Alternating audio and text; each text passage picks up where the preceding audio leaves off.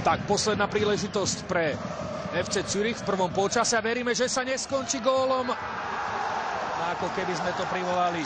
Trnava inkasovala, prehráva 1-2. Už uplynul ten stanovený, nadstavený čas v prvom polčase. Spartak dostáva, podobne ako v úvode prvého polčasu, aj gól v úvode, alebo v závere prvého dejstva. A opäť je to Amin Šermity, ktorý pohodlne prekonal takouto petičkou Dobrivoja Rusova.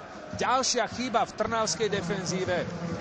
Veľká škoda. To, čo sa udialo včera Slovanu, tak doplatili na to aj Trnavčania. Už sa zdalo, že Zürich dohrá prvý polčas v strede ihriska, lenže z ničoho nič zaútočil a Amin Šermity, trojgolový strelec tejto sezóny švajčiarskej ligy, posiela